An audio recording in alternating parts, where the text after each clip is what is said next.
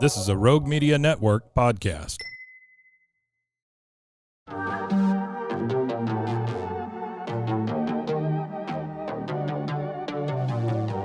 Hey y'all, I'm April. And I'm Caroline. And this is your Bloody Happy Hour. Caroline, are you ready for this? This is your newest guilty pleasure. It's the bloodiest part of your week. Did we say something about it also being happy hour? Show did. Because we about to be sipping on some murder. Bloody Happy Hour.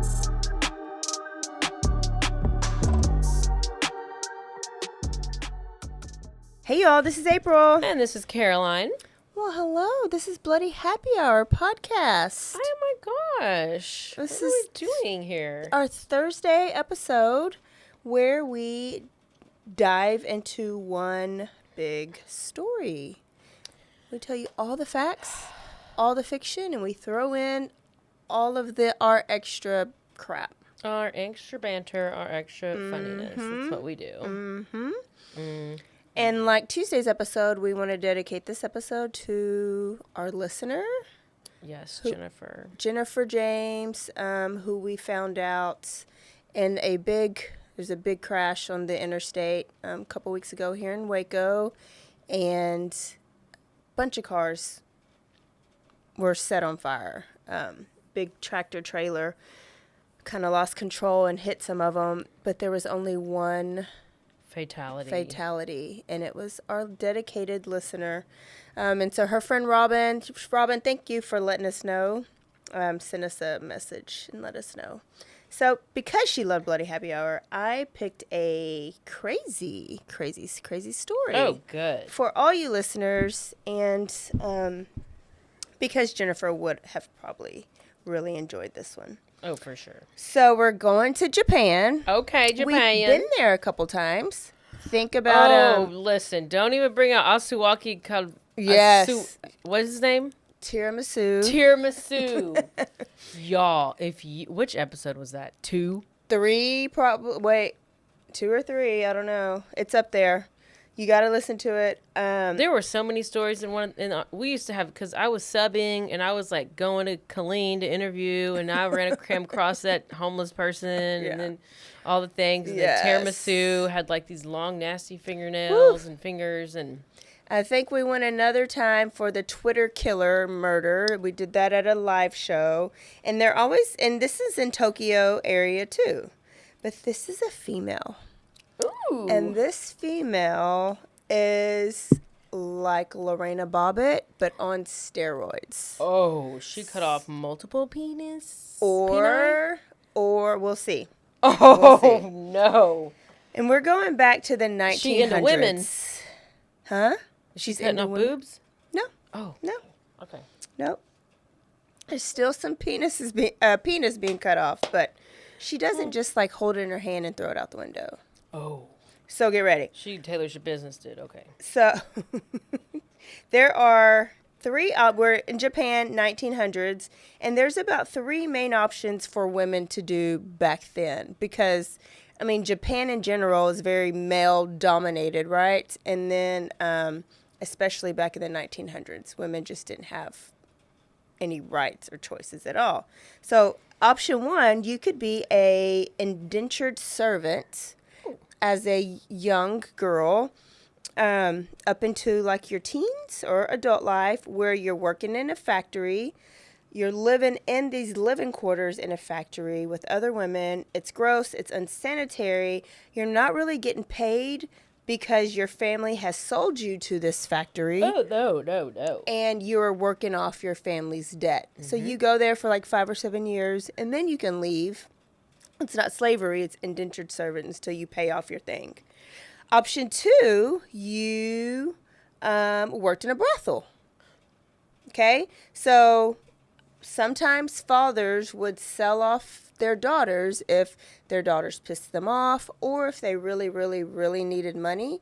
They would say, take my daughter, let her work in this brothel, give me this money, and, send her home when she earns her keep. Okay.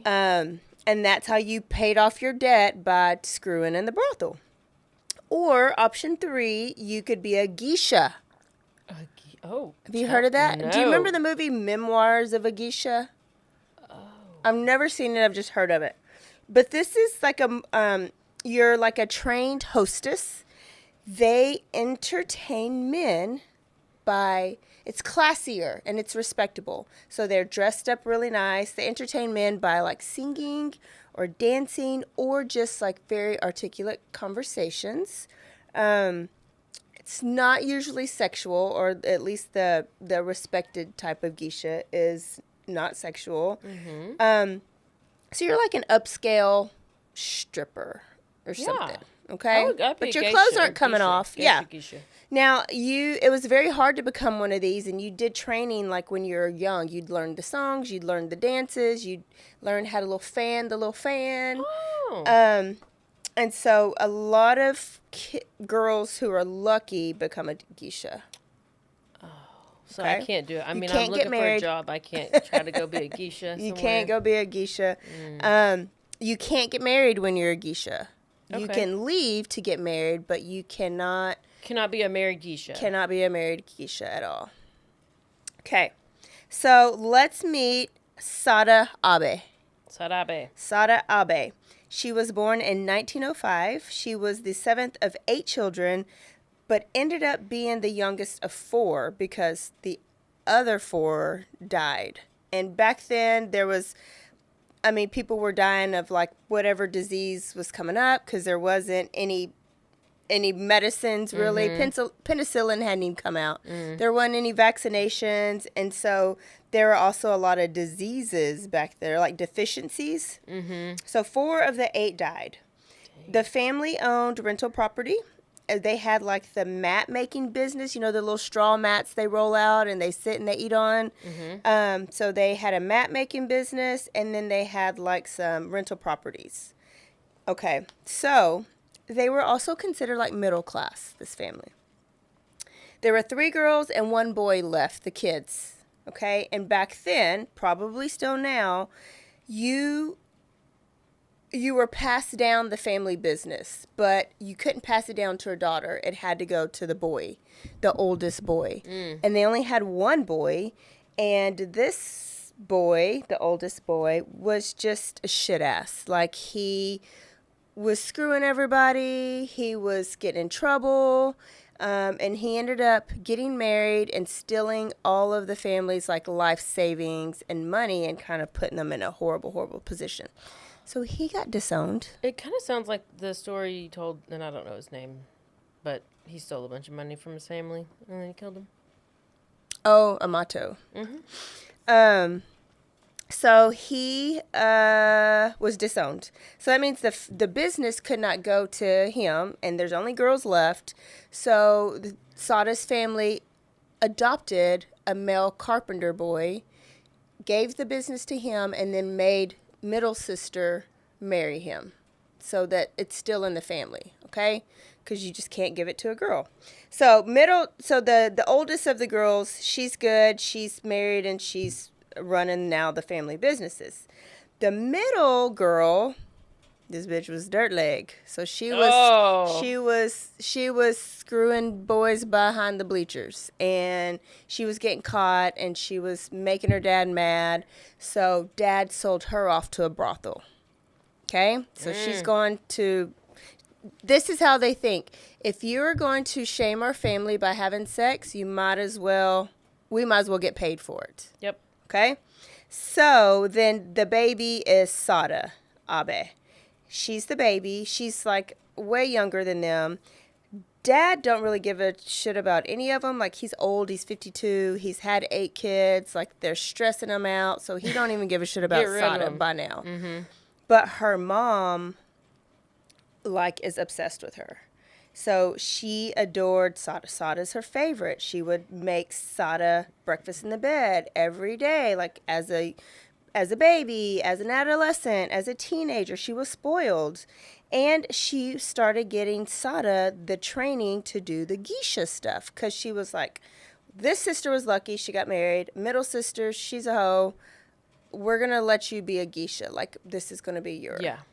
And then later on, you can get married and have a good sacred marriage. Yeah. So Sada's about 15 years old, and she has lots of freedom because her parents are old and they go to bed and they're tired, right? So she's hanging out with some older kids, and one of the older guys rapes her. And obviously she's pissed and scared and sad and mad, and she goes to tell her mom, and her mom tries to go to the boy's family to confront them. They are middle class. Boy's family is upper class. So they would not even look her in the eye. No, like, you're beneath me. Yeah. So during this time, being a virgin is a big, big deal. And it was the only way that you were going to be married and have a respectable marriage. Like, it was so bad that, like, if you were going to get married, your fiance's family had a right to do a physical examination on your vajayjay to make sure you're a virgin. I was about to say, how do they know if you're a virgin? Just like the doctors know. I mean, but I don't know, the little sheath, that little broken liner, that little cherry, I guess. What about if you have to put in a tampon or something? I don't think that breaks it. Okay, I don't know. I don't know. But I don't even think they did that. There was no insertion into the vaginal area, period. It's impure. Pure, okay. Okay.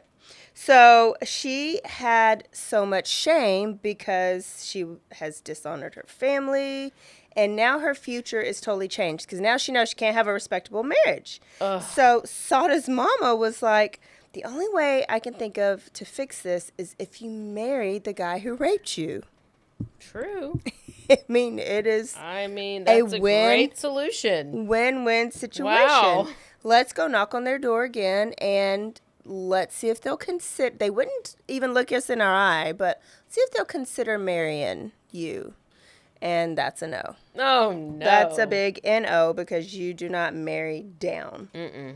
Didn't even consider it. So Sada's hating life. She's pissed. She's probably got PTSD, and she starts acting out. She's stealing. She's staying out late, and now she's screwing on her own accord. Oh, yeah. They're like, okay, well, we tried. It didn't work out. We're going to send her away to go be somebody's maid. But bitch has been spoiled her whole life. Mm-hmm. So you used to bring her breakfast in bed up until she was like 16. Now you want her to go be a maid for somebody? No, didn't happen. Not gonna work. Instead, she stole their jewelry and money and kimonos, and she like went out on the town, and she just had the time of her life. Of course. Get it, girl. So Dad finds her and threatens to sell her to a brothel. She's like, I don't even care. Sell me. And instead, he decides to send her to a family member whose name is Miyazaki. This is not a blood family member. It's like a married-in family member. This family member was going to make Sada a licensed prostitute. You have to have a license in Japan. You have to, take courses? Or? There may be a certification class. There may be a booklet. I don't know. But basically, a man has to okay for you to become a prostitute. They grant you this license, and then this man, in turn, goes and gets you a brothel to work at. Yeah, and he's their pimp. Basically, your pimp. Pretty much Every once in a while, he'll screw his workers. He is what we know as a pimp, but that's a respectable job in Japan because you're licensing people. You have authority. Yeah. How respectable is that? Super respectable. So Sada and relative, who's not blood relative, they begin having sexual relations. And Sada has only had sex that meant nothing. So the fact that this is like willing and like he wants to do it with her, she wants to do it with him, she begins to catch feelings. Mm-hmm. But he's married and he's got kids, and wife is like, poof, be gone. He's just using you, okay? Yeah. So she gets transferred to a different brothel. Oh, no. And she has to work at this one long enough to pay out her debt at the other one, okay? And it's just a vicious cycle, brothel after brothel. then she becomes a geisha, but she's a low-class geisha. So she gets to not do all the fun dancing things and conversations. She's just getting screwed. So literally and Getting ran through, figuratively. man. Getting run through. So this life becomes really hard for her really quick. And one day she's found in her room and she has pulled out like patches of her hair. And she is just like staring straight ahead. So they call the doctor and the doctor checks it out. And the doctor's like, yes, she is having a nervous breakdown. You may not want to assign her to any men today. Tomorrow should be fine. But tomorrow, Oh, no. get her back on the books. So she got the day off. Get her a wig. We'll be good. Yeah, she'll be fine. At that doctor's appointment, she also finds out she has syphilis. I was about to say, she got STDs, she got crabs, she got all the things. Back then, syphilis was a big deal.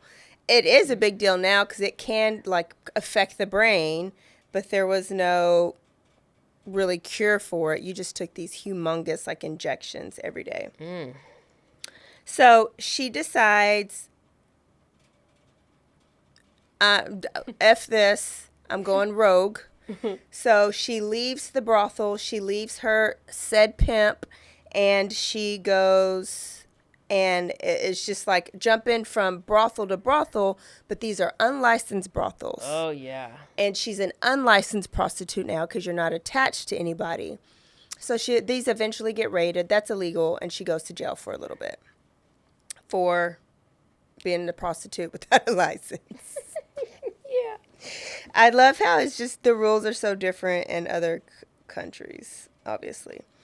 But while she's in jail, one of the brothel owners sees her because a bunch of the women got arrested. So one of the brothel owners sees her, a prominent brothel owner sees her, and thinks she's really good looking. So he calls a friend over who is kind of higher class, like maybe politician level. And he's like, she may be a good mistress. So they bail her out, and she becomes this politician's mistress, which basically, like a concubine back in the day, is like this politician would give her a house, like an apartment, a money, like stipend, like a lifestyle, and he just came over and spent a couple nights with you every once in a while and then went back to his house. So she was like, sign me up. I love this gig. Yeah. One man only, and I have my own place, and I don't have to do it all the time. Like, she loves it. But this man later says that she was always very, very thirsty for sex, and that they had to do it a minimum of 4 times. A day? In a row. A day? Yes. What is he taking? I don't know. It's that good Japanese diet, I guess. What? They would have to do it a minimum 4 times for her to be satisfied. For her. Her. She's requiring 4 times. Yes. Not him. Not him. Oh, what? Girl. But you have to think about how much she's been screwing in a day. So maybe it just takes her a long time. You need to find some batteries and... So he said that when he spent the night that she would not allow his hand off of her, like he had to sleep with his hand on her vajayjay all night. And if he like rolled over and moved it, she would hit him, wake him up, and put his hand back on her vajayjay. Put your hand back on me. Put your hand What? back on me. Make sure you're touching my vagina. It's yours. So he was like, it became like way too much. And she again starts getting attached and demands him to leave his wife and his kids. Obviously, that's not going to happen. So she leaves this great mistress position. And she's like, you know what? I don't want to be a hoe no more. Oh. I want to own a restaurant. Okay. And so she hears about this very popular restaurant near Tokyo called Yoshidaya. And she applies to Yoshidaya to be an apprentice so that she can learn how to run her own restaurant one day. She's interviewed by this cute little Japanese couple. And during the interview, she tells him that she is married, but her husband is sick and lost his job, and they're about to lose everything, so she needs a job. Mentioned nothing about being a geisha or a prostitute or anything, which she probably should not have, and that she just has goals. She's focused, and she wants to help her husband out, right? So the owner's name is Kashizo, the man. He's the owner, but of course the woman is behind the scenes running the whole restaurant while Kashizo is screwing all day long. Women, just different women. Like, he was a known womanizer. Wife is holding the restaurant down, and he's like out in the streets, okay? So it doesn't take long for him to see how beautiful Sada is. And all Sada wants is like a little bit of attention. So they begin to quickly have an affair. And Sada quickly falls in love. Yes. They would go away for days on end on these like screwcations, sexcations, sexcapades. They would rent a hotel room and not leave. They would have sex. Food would be delivered. The maids will come in and clean around them while they're screwing. Later on, then the maids were testifying or being interviewed, and they were like, they told us to come in and clean, but while they were still going at it in the bed. So they were freaks. So. And she get paid for this? No, she is doing this willingly. Like, she wants to be with Kichi. She calls him Kichi. Well, Kichi got a wife, so. They stayed in this hotel for 2 weeks straight. 2 weeks. 2 weeks. Ice and medicine. And yes, ice hot baths. Everything. I'm sure they had to have ice baths and God. So She be walking crooked. She obviously loses her job because she hasn't showed up for 2 weeks. And wife finds him in the hotel with Sada. So now she wants to join. He's caught. She's caught. Oh, He's she caught. doesn't want to join. And he has to go back home. Oh no. She does not want to join. She's like, she's not trying come to play. cook some of these damn noodles. I've been in the restaurant all day. Come make some of this egg drop soup.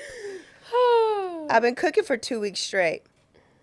So she makes him go back home, and this is May 7th, 1936. Okay, so he goes home. Now, Sada is devastated. She starts drinking heavily, and she is obsessing about him. And she realizes that being a side piece just is not enough. She wants him all the time, full time, never to leave her side. So she's got to kill the wife.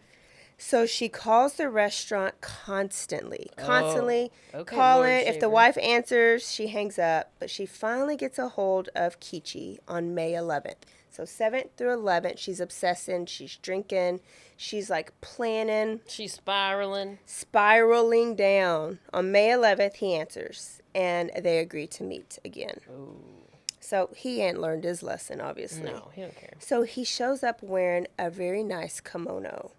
And she is pissed because she thinks that he has been dressing up for another woman.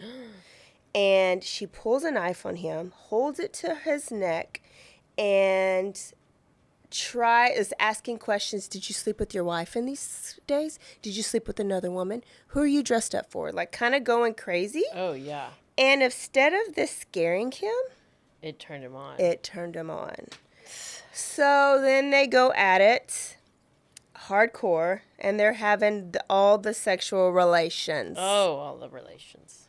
Then they continue to like just hang out, eat dinner, drink, and during another round of relations, she pulls a knife and this time puts it up to his dangly langly. No. And she's like, if this is not mine, I will cut it off and make it mine. But that's a little.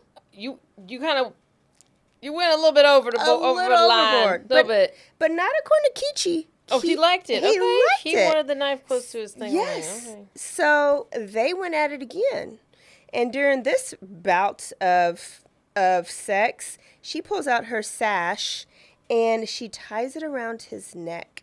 And they start experimenting with asphyxiation. Oh, a little bit of bondage. Okay. Kichi loves it. Oh, my God. And she gets tighter, and she gets tighter, and she gets tighter. But she gets a little bit too tight where the blood vessels in his eyes are now damaged and popped, and like his eyes are red. Oh, no. Almost Kritika. Oh, no.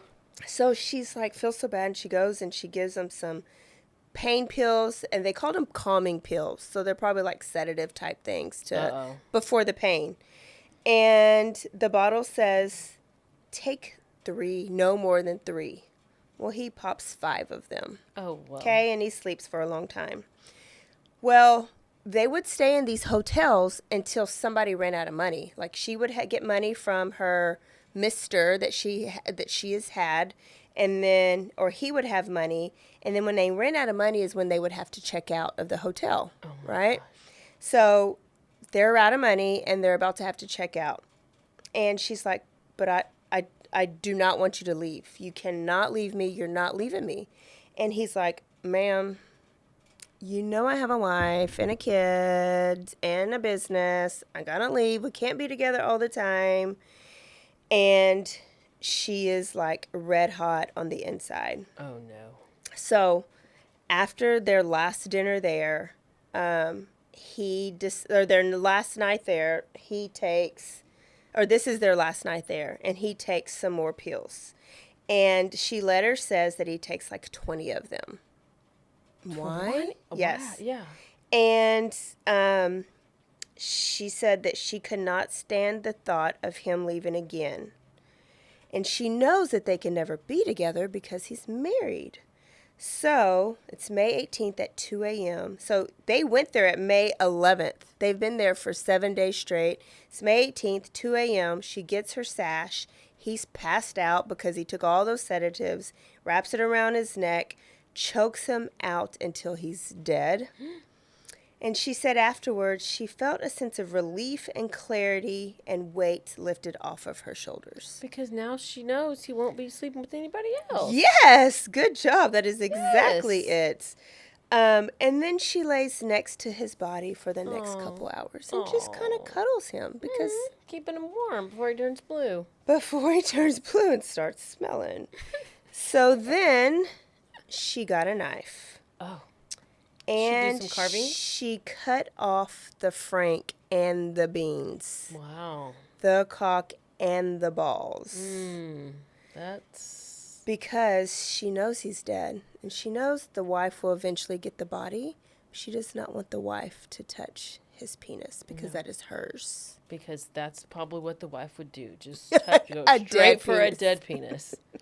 What is wrong with this person? Jesus. It's hers, Caroline. Okay, she's going to put it in her trophy case, I guess. So then she dips her fingers in the blood from his wound, and she writes Sada plus Kichi on his stomach, on the sheets, and on the wall. No care about any evidence. And then she carves her name into his forearm. Well, what a sweet gesture. What? Wow, that's so romantic, actually, if you think about it. Then she puts on his underwear. What? She sleeps next to him. Oh, my gosh. How long is she there with him dead? With the frank and beans wrapped up in a magazine cover next to her. Oh, so it's him, it's precious. It's her, and then it's the frank and beans. You didn't tell me it was a love story. It's a love story. This is like a Disney movie. The next morning she gets back up. Oh, no. And she keeps his underwear on. But she covers him up before she leaves, and she tells the maids that he's sleeping really hard and not to disturb him. So hard. We've had a busy night. Just let him sleep. She goes shopping. Okay. And she goes and buys a new kimono. And still wearing his underwear. She puts his penis and balls in her pockets of the kimono. As one would. Yeah. And she goes to the movies. And she goes to get a massage. She goes out to eat. Penis in tow. Penis in tow. And she gets A hotel room. Okay. Okay, another hotel room. Not in that hotel, because obviously she's not going to go back. She orders takeout. She orders some drinks, and she's sitting there with her cock and balls, and Does she she's get getting a drunk. hot dog or a corn dog, or she just gets regular? Hey, listen, she already has a weenie. She don't need any more weenies. I don't know. Apparently she likes them. So she starts writing letters to the people in her life, and she even writes one to Kichi. And that is when she decides she was going to commit suicide. Oh. Okay? So back at the hotel, the maids discover Kichi's body. And so they call the police. It like hits the news so quick. They called it the Sada Abe panic, because people are obsessed with this story, with her. There's sightings all over Japan. There ends up being like a big car pileup because somebody thinks that they saw her crossing the street and they stop. Oh, no. And other people are looking, and it's just big old pileup. Like, she becomes an overnight famous sensation. What? They know that she's probably going to flee, so the police are like posting up at all the train stations and bus stations that are local. And her suicide plan, was she was going to take a train to a mountain and jump off with her penis in tow in the hand. It was going to jump off together. Oh. She really loved that penis. She loved that penis. But, she couldn't get to the mountain because the police were at the train station. Oh, no. She just kind of hung out again for about 3 days total. She checked into another hotel where police find her, and she was calmly taken in with the items in her pocket. Oh, but not before the police let her do her hair and her makeup, before she faced her fans. Because she's sensation now. She has fans, and she can't go out there looking crazy. Who is going to keep the penis in the balls? Oh. Oh, no. Somebody's going to keep them. She has a letter on her when the police find her. And the letter is to Kichi, who's already been dead for 3 days. You are mine. I love you more than anything. You have now become mine forever. I shall soon follow you. With love, Sada. Oh, what a love letter. They're interrogating her, okay? And it lasts for weeks on and off, right? Because they want all the information they can get. And they asked her, why did you cut off his penis and his balls? Just curious. And her quote is, I felt attached to Kichi's penis, and I thought that only after taking leave from quietly, if after taking it, I could leave quietly and then I could die. I unwrapped the paper holding them, gazed at the penis and the scrotum. I put his penis in my mouth and even tried to insert it inside me, but it didn't work. However, though I kept trying over and over, it did not work. Then I decided I would flee Osaka, and in the end, I would jump from a cliff on Mount Ikoma while holding on to his penis. I feel like that's totally normal. It's all totally normal. You were using but I'm still waiting. Dead, why soft. But why did she just wanted a piece of him? She was just attached to his penis, and she didn't want anybody else to have it. It was hers. She also told police that Kichi, I've said his name differently every time, Kichi told her to kill him. He said, I know when I go to sleep, you're probably going to choke me, but this time don't stop. I won't feel a thing after all these pills that I've taken. Don't stop because it hurts too bad afterwards. So then he took those pills. And then he said, take my penis. Yeah, she added that part in. Oh. It seems so believable to the police because he did take all these pills. Maybe he did want to die. So they asked, ma'am, why did you kill him? And she looked like with so much. There was like a twinkle in her eye. That thing got to be gray and purple by the time she's putting it in her. I'm still stuck on that. Is this a form of necrophiliac? It has to be because it's sexual acts with a dead thing. It's a dead piece of limp skin. So, of course, you're not going to be able to insert it inside of anything. And then you performed fellatio with a dead penis. Ew. I don't even know what to say. So they said, "Why did you kill him?" And she said, "I loved him so much. This is I worse wanted than him eating the cat's all fur. to myself. I wanted him all to myself. And as long as he's alive, he can be embraced by another woman. But if I killed him, no other woman could touch him ever again." Okay, well. And women think that way. Or men think that way. That's why they kill their spouses all the time. Mm-hmm. They then sent Kichi's cock and balls to Tokyo University Medical School Pathology Museum, where they were on display for years until one day they disappeared and they have not been seen since. So remember on the Satomu tiramisu story? Yeah. He had cut off the little girl's hands, and the family went on the news and stuff, and they were pleading for him to return her hands because their Buddhist belief is when you go to heaven, when you die, that's how you go to their heaven. They were afraid their daughter was going to go to heaven with no hands and not be able to eat. Oh. Very logical, right? Yeah. So Satomu, I think, did return the hands. So they gave his wife, Kichi's wife, opportunity to come pick up his cock and balls so that they can bury them or cremate them with the body. And she didn't want to come pick him up. So she wanted him to be in heaven with no cock and balls in their heaven. Oh, my God. So that's why they were donated to this But where did they go? museum. I have a thought. I'll tell you at the end because I don't want to give it up yet. Okay, so one day they disappeared, gone.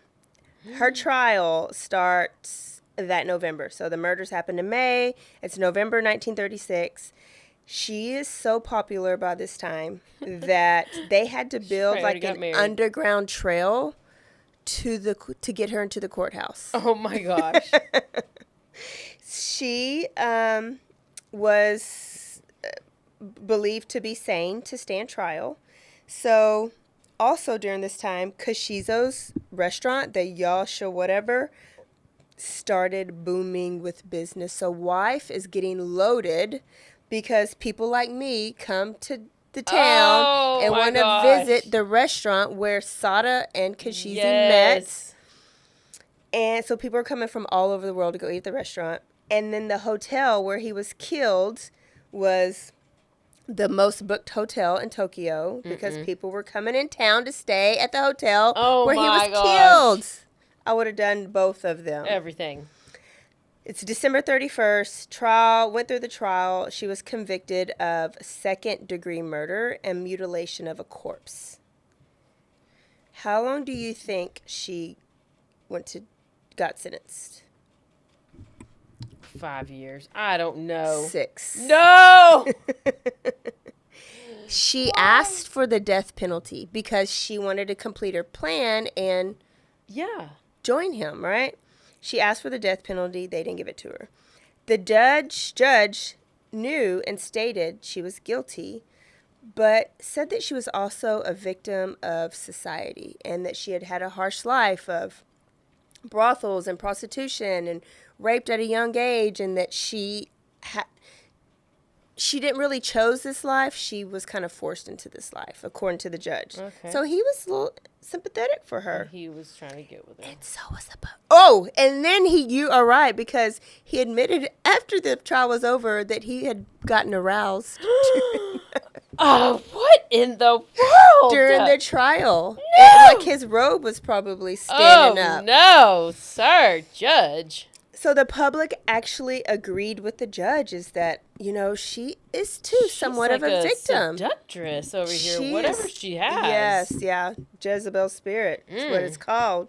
So she goes to a women's prison in Tokyo. She's a model prisoner, and she's released in 5 years. So she gets 1 year knocked off. And she's like 35, so she's got plenty. She's just starting off, yeah. When she gets out, she changes her name. She works as a maid for a little bit, but she gets fired when the people find out who she is, because it'd only been 5 years. Like, people are not going to forget. Yeah. You haven't changed. You haven't aged too much. So she becomes a mistress again, where she's like having sex with a relationship with a wealthy man, and her syphilis is now being treated constantly, and so she's healed. Some people think that syphilis affected her brain and made her do this, and so now she's healed because now penicillin is born, and so she's being treated. In 1948, she decided to write her own book. It's a memoir where she told her own story, how she fell in love, made a terrible, terrible mistake, and it was a bestseller. Of course. Her memoir. Yeah. In 1967, she opened her first restaurant, like her dream.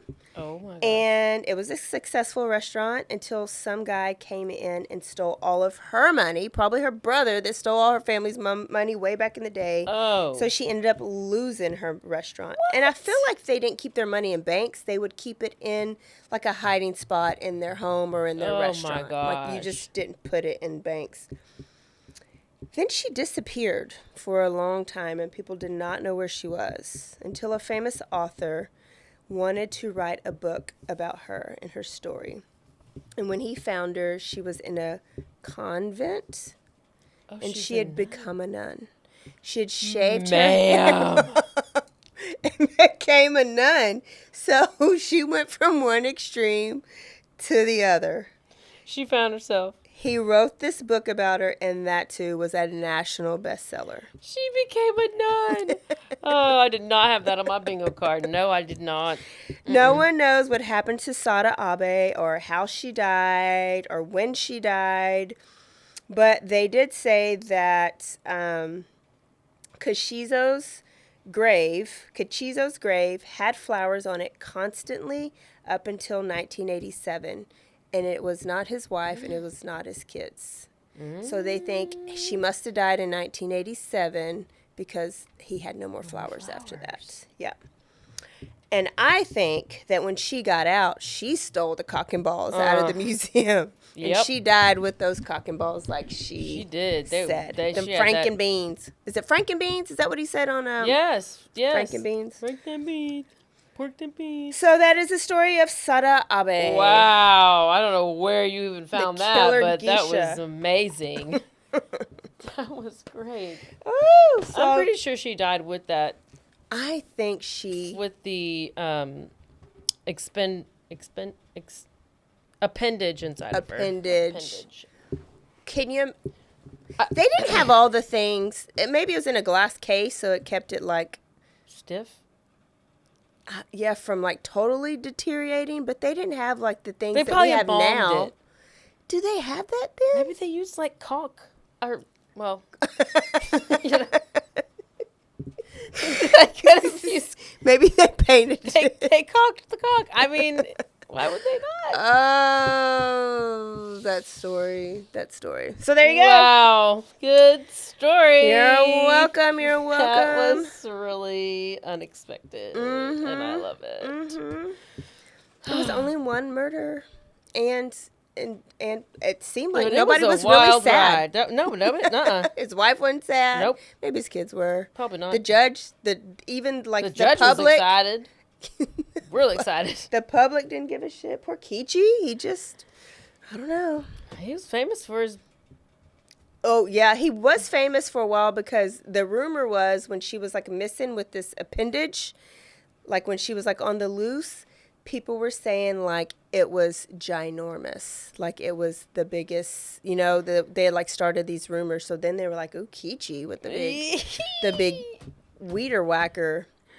And the police were like, did he have an enlarged penis? And she was like, no, it's not about that. It's about your dedication to pleasing your woman. I cannot.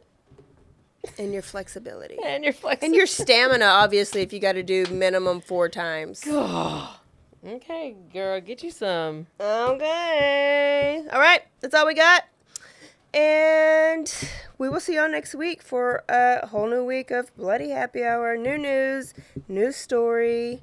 See y'all then. Don't forget to stay aware, stay alive, and always be DTF. Goodbye. Goodbye.